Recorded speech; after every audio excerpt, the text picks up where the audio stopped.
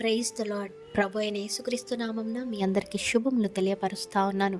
లేఖనం ఏం సెలవిస్తూ ఉందంటే, మన పాపములు ఒకరితోనొకడు ఒప్పుకోవాలంట. అంటే మత పెద్దల దగ్గరికి వెళ్ళి ఒప్పుకోమని చెప్పట్లేదు, కానీ విశ్వాసులతో మనము మన పాపముల గురించి ఒప్పుకోవాలి అనేసి లేఖనం సెలవిస్తూ ఉంది. అంత మాత్రమే కాదు, కానీ మీరు స్వస్థత పొందినట్లు ఒకరిని కొరకొకరు ప్రార్థన చేయాలంట. మరి ఎంతమంది ఒకరి కొరకొకరు ప్రార్థన చేసేవారిగా ఉన్నారు?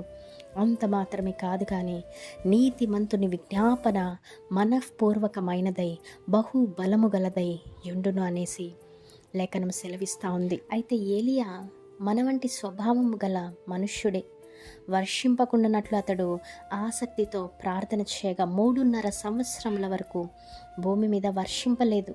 అయితే అతడు మరల ప్రార్థన చేసినప్పుడు ఆకాశము వర్షం ఇచ్చిన, భూమి తన ఫలం ఇచ్చినంట. ప్రార్థనలో ఎంత శక్తి ఉంది చూడండి.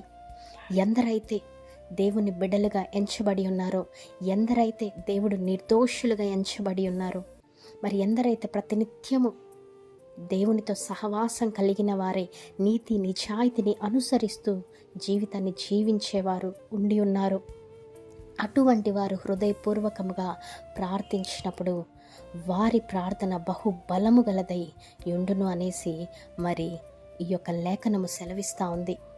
ఇంకా ప్రార్థన చేయలేకపోతున్నారేమో, ప్రార్థనలో వెనకబడిపోతున్నారేమో, ఏముందిలే ప్రార్థన, ఏముందిలే సంఘ ప్రార్థన, ఏముందిలే విజ్ఞాపన ప్రార్థన, నేనెందుకు చేయాలి ఇతరుల కోసం అనేసి ఈరోజు మీరు అనుకుంటున్నారేమో.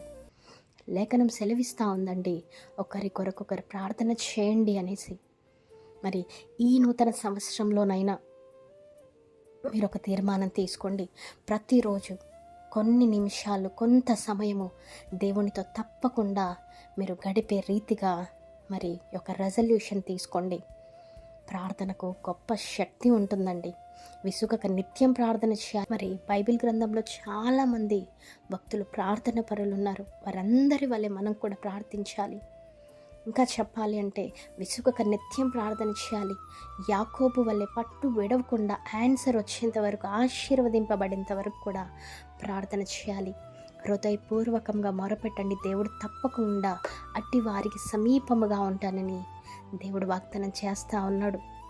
ఇంకా ప్రార్థనలో వెనుతిరిగినట్లయితే ఈ రోజు నుంచి, ఈ క్షణం నుంచి అయినా దేవునికి హృదయపూర్వకంగా మొరపెట్టేవారిగా ఉండండి. తప్పకుండా మీరే కాదు, ఇతరులకు కూడా మీరు ఆశీర్వాదకరంగా, దీవెనకరంగా ఉంటారు. ఆమేన్. నమ్మండి, విశ్వసించండి. Praise the Lord. Have a great day.